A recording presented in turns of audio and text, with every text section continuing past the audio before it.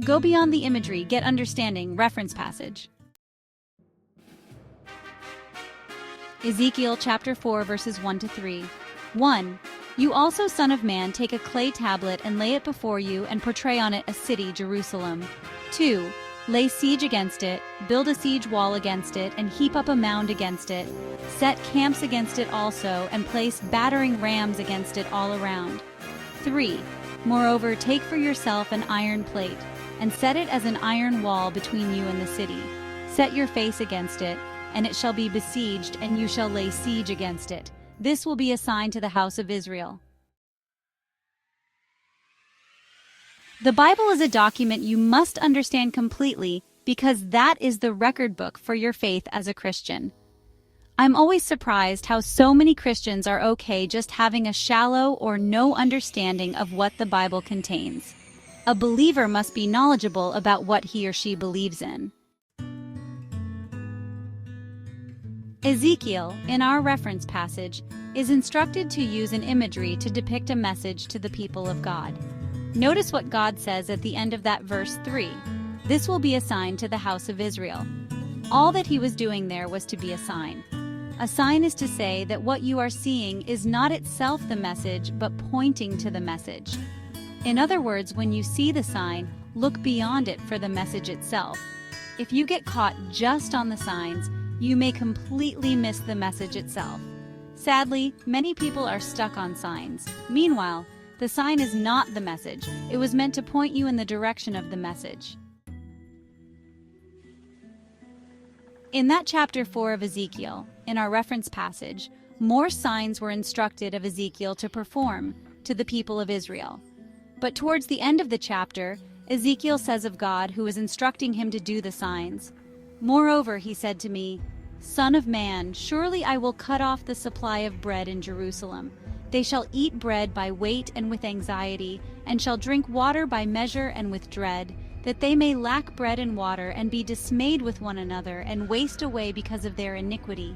This was the message of the signs. Something terrible was heading towards the people of Israel because of their wrong living, and these were warnings about impending danger. They were not supposed to go and gather to enjoy the signs performance. That was not the intent. They were to get the message and reorder their lives by that message. Let's see Moses. God sent him into Egypt to deliver Israel. Listen to what God told him before he was eventually sent. This is Exodus chapter 4, verse 6. Furthermore, the Lord said to him, "Now put your hand in your bosom." And he put his hand in his bosom, and when he took it out, behold, his hand was leprous like snow. And he said, "Put your hand in your bosom again." So he put his hand in his bosom again, and drew it out of his bosom, and behold, it was restored like his other flesh. Then it will be, if they do not believe you, nor heed the message of the first sign, that they may believe the message of the latter sign. Notice that verse 8, the message of the first sign and the message of the second sign. The sign was only a pointer to a message they were to heed to. The big deal was not the sign, the big deal was the message. So Moses stormed Egypt to carry out the task and performed sign after sign, meaning message after message. The Pharaoh saw, and even at some points acknowledged the signs, but he refused the message, and his end was destruction. Now just imagine also for a minute that the Israelites had been just stuck on the signs and missed the message themselves. They would have been stuck in Egypt, reliving and discussing the spectacle of the signs when it was time for them to move out of the place. They were to move out to go to a place God was taking them to worship Him. That was the message. Now look at Jesus. Jesus had a strange behavior. Before he died, he would often perform a sign, a miracle, but then ask that it not be broadcasted or advertised or made noise about. Look at him in Mark chapter 7. Then they brought to him one who was deaf and had an impediment in his speech, and they begged him to put his hand on him. And he took him aside from the multitude, and put his fingers in his ears, and he spat and touched his tongue.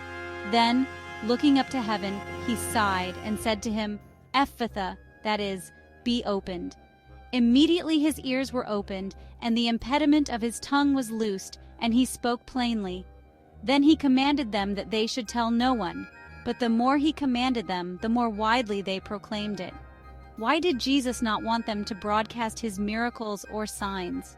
Because he had not yet died. The message of those signs, which was complete wholeness for man, that message was not yet ready. That's why he told them, keep quiet about this for now. They didn't even listen to him.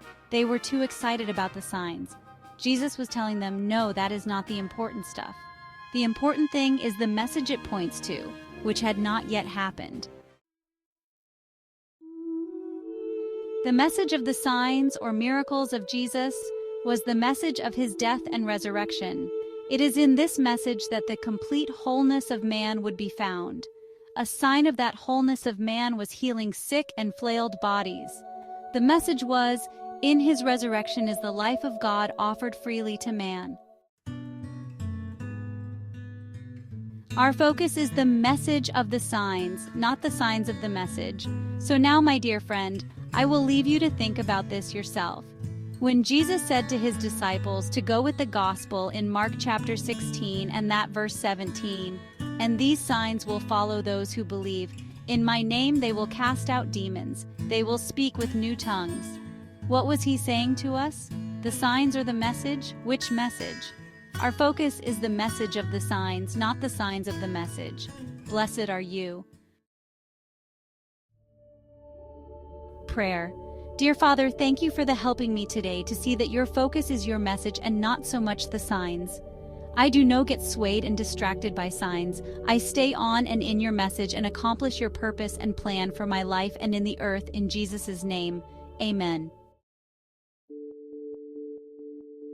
Further reading study. Mark chapter 16. Later he appeared to the 11 as they sat at the table, and he rebuked their unbelief and hardness of heart, because they did not believe those who had seen him after he had risen. And he said to them, go into all the world and preach the gospel to every creature. He who believes and is baptized will be saved, but he who does not believe will be condemned. And these signs will follow those who believe. In my name they will cast out demons. They will speak with new tongues.